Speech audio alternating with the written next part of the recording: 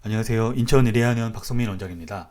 이번 영상에서는 구강 자결감 증후군과 구별해야 될 질환에 대해서 간단히 알아보겠습니다. 3차 신경통과 서린신경통, 지독특발 안면통, 지독특발 치조골통에 대해서 간단히 비교해 보겠습니다. 구강 안면의 통증을 만들어내는 다양한 질환이 존재하는데요. 이번 영상에서 가장 중요시 보아야 될 구강 자결감 증후군과 3차 신경통은 구별해야 되는 다른 질환입니다. 구강 자결감 증후군에 대해서 간단히 알아보겠습니다. 구강 자결감 증후군, 버닝마우스 신드롬을 줄여서 BMS라고 부르겠습니다. BMS는 주로 혀에 발생하고 잇몸과 뺨 안쪽, 입천장, 입술, 혀 아래 등 구강 내 모든 점막에 발생할 수 있습니다. 주된 증상은 화끈거리는 느낌이 가장 많고요. 입안에 막이 끼거나 모래알 같은 이물감 느낌이 나타날 수가 있고, 구강 건조증 혹은 침분비 가다증이 나타날 수 있으며, 입맛이 달라지거나 맛을 잘 못 느끼게 되는 미각 이상증이 흔하게 동반됩니다. 그 외에도 목에 뭐가 낀 것 같은 이물감이 나타날 수가 있고, 구강 내 가려움과 저림, 아래 위에 이빨이 잘 맞지 않는 느낌이 드는 교합 이상 감각이 나타날 수 있습니다. 기타 찌간 느낌, 쎄한 느낌, 텁텁한, 부은 느낌 등 다양한 주관적인 감각 문제가 발생할 수 있습니다. BMS의 주요 임상적인 특징을 요약해 보겠습니다. 통증은 말초신경 분포와 관련 없이 점차 퍼지거나 이동할 수 있는데요. 이 말은 3차 신경 라인이나 서린신경 라인을 타지 않고 혀와 뺨, 잇몸, 입술 등 말초신경 분포와 관련 없이 퍼질 수 있다는 의미입니다. 가장 흔하게 발생하는 부위는 혀끝 3분의 1 부위며, 그 다음은 입천장 앞쪽에 해당됩니다. 통증은 아침보다는 밤으로 갈수록 더 심해지고요. 자극적이지 않은 음식을 먹거나 잠을 자거나 재밌는 일에 집중할 때는 잘 모르고 지나갈 수 있습니다. 껌과 사탕을 먹을 때에는 증상이 줄어들 수가 있고, 발생의 시작은 특정 약물 복용 이후 혹은 특정 면역질환, 치과치료 이후에 시작될 수 있습니다. 발생 원인에 관련 없이 일단 발생한 통증은 수년 이상 지속될 수가 있습니다. 흔하게 암에 대한 공포가 동반될 수 있고요. 뜨겁거나 맵거나 자극적인 음식을 먹을 때는 통증이 심해질 수 있겠습니다. 말을 하거나 스트레스 받거나 잠을 못 자거나 피곤할 때 증상이 심해지고요. 일반적인 진통제 스테로이드에는 반응을 잘 안 하게 됩니다.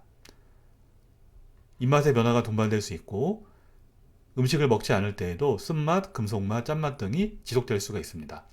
주관적인 건조증과 갈증이 나타날 수가 있고, 다양한 감각 문제들이 생길 수 있는 특징이 있습니다. 구강 자결감 증후군과 비교해야 될 3차 신경통에 대해서 알아보겠습니다. 3차 신경통은 이빨과 혀, 입술에 통증을 만들 수 있지만 보통은 다른 증상과 동반돼서 나타나게 됩니다. 3차 신경의 주요 발생 부위는 상악신경 V2 영역과 하악신경 V3 영역이 동시에 나타나는 경우가 가장 많고요. V1의 안신경만 오는 경우도 20%에 해당됩니다. 3차 신경통의 주요 임상적인 특징은 뺨, 턱, 잇몸, 입술 등 신경지배 영역에 통증이 발생하며 주로 한쪽에 발생하는 특징이 있습니다.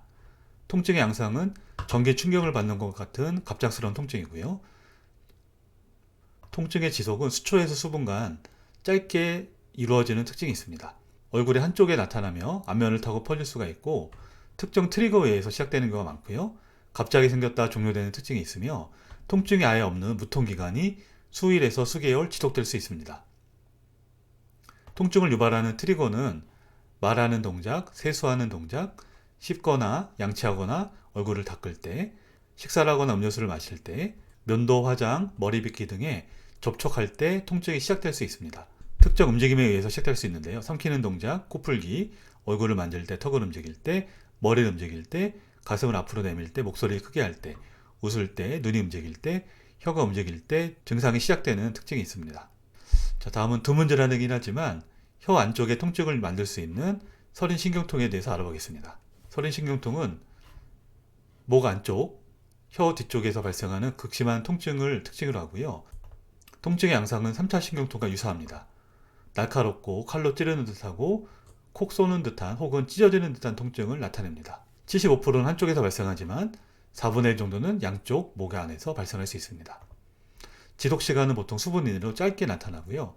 통증과 함께 목구멍 안쪽에 불편함이 동반될 수 있고, 일부에서는 맥박이 느려지고 경련 등의 미주신경 증상이 동반될 수가 있습니다.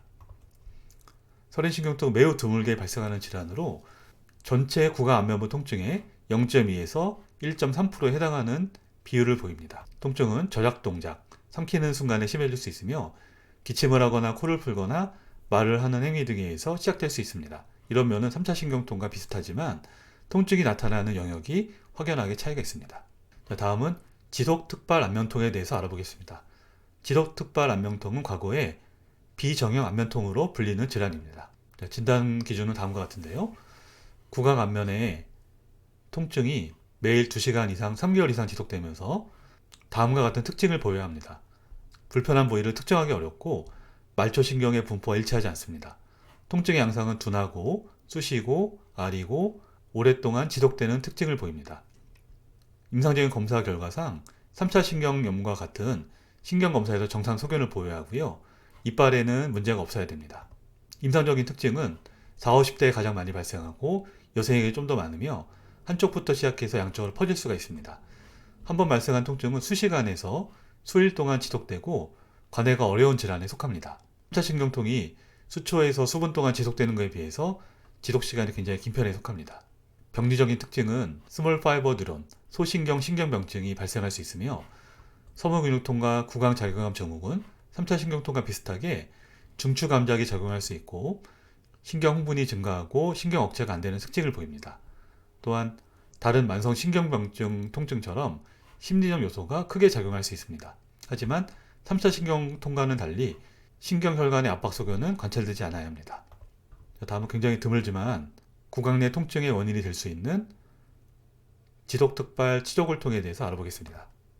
지속특발 치조골통은 이빨이나 잇몸 부위에 깊숙한 곳에서 나타나는 통증을 특징으로 하는데 다음과 같은 특징이 있어야 됩니다. 하루 2시간 이상 3개월 이상 지속되며 이빨과 치조골에 국한된 특징이 있어야 되고 깊은 곳에서 둔하고 압박하는 듯한 양상으로 나타납니다. 임상적 방사선 검사에서 정상 소견해야 되고 다양한 국소 원인을 배제하고 나서도 통증이 해결되지 않을 때 진단하게 됩니다. 임상적인 특징은 잡아당기는 느낌이 59%, 누르는 압박감이 52%, 화끈거리는 통증이 42%, 톡톡 쏘거나 얼얼한 통증이 9%, 콕콕 찌르는 느낌이 18%, 욱신욱신한 울리는 통증이 55% 나타나기 때문에 BMS와 유사한 면을 보이기도 합니다. 하지만 전체 구강 안면 통증의 2%로 추정되는 만큼 굉장히 드물게 발생하는 질환입니다. 임상적인 특징은 여성에게 많고 30대, 60대가 가장 많이 발생하며 깊은 곳에서 발생하는 통증으로 치과 치료 이외에도 개선이 안 됩니다. 가장 중요한 것은 스트레스의 관련성이 굉장히 크고 심한 우울증과 신체화 증상이 동반되는 경우가 많다는 것입니다. 일부 연구에서는 만성 중목 통증 증후군으로 봐야 한다고 제안하기도 했습니다. 앞서 알아본 것 같이 BMS와 3차 신경통, 설인신경통, 지속특발 안면 통증의 차이점을 표로 요약했습니다. 자, 각각 질환의 주요 특징을 간단히 요약해보면 BMS는 입술, 잇몸, 혓바닥, 혀 아래, 입천장, 목구멍 등의 점막 내 얕은 곳에서 느껴지는 통증이나 화끈거림으로 통증은 하루 종일 지속되는 특징이 있거나 아침보다 저녁으로 갈수록 심해지는 양상을 보입니다. 뜨겁거나 매운 음식, 자극적인 음식과 스트레스가 증상을 심화시킬 수 있습니다. 3차 신경은 3차 신경의 분지 영역을 따라서 증상이 나타나고 한 번 발생한 통증은 수초에서 수분간 지속되며 하루에도 30번까지 발생할 수가 있습니다. 통증은 특정 자극, 움직임과 접촉에 의해서 심화될 수 있으며 통증의 양상은 굉장히 심하게 오기 때문에 전기 충격과 같은 강한 통증을 경험할 수 있게 됩니다. 지각감인가 자율신경의 증상과 동반될 수 있습니다. 설인신경통은 목구멍 안쪽과 귀, 혀의 안쪽 부분에서 발생하는 심한 통증으로 수분에서 수초 동안 지속됩니다. 양상은 3차 신경통과 비슷할 수 있지만 발생 부위가 다르며 드물게 지각감인가 실신 등이 발생할 수 있습니다. 대상포진 후 신경병증은 안면부에 발생한 대상포진 후유증으로 수포가 있었던 부위에 통증이 나타나고 지속적이고 간헐적인 통증이 발생할 수 있습니다. 특징적인 것은 가벼운 접촉만으로도 증상이 심해질 수 있다는 것입니다. 비정형 안면통증, 지속특발 안면통증은 이빨 위주로 시작되고 점차 얼굴이나 목 주변으로 퍼질 수 있습니다. 깊은 곳에서 느껴지는 통증이고 기계적인 자극이나 접촉에 의해서 심해질 수 있고 얼굴이나 이빨 주변에 지각감이 발생할 수 있습니다. 그 외에도 안면 통증을 만들 수 있는 주요 증상 중에 턱관절 장애가 있는데요. 턱관절 장애는 턱관절과 교근, 귀 주변에서부터 시작되며 보통 일시적이고 음식을 씹거나 말을 할 때 심해지는 증상이 있습니다. 턱관절에서 소리가 날 수 있으며 입을 작게 벌리면 증상이 완화될 수 있습니다. 구강 내 통증의 가장 흔한 원인은 구강 자결감 증후군입니다. 좋은 치료는 정확한 진단으로부터 시작될 수 있으며 인터넷상의 정보를 보고 스스로 병명을 진단하거나 전문가가 아닌 사람의 의견을 듣고 잘못된 판단을 하면 안 됩니다. 반드시 의료진의 평가를 통해 정확하게 진단하고 이에 맞는 치료를 받으셔야겠습니다. 감사합니다.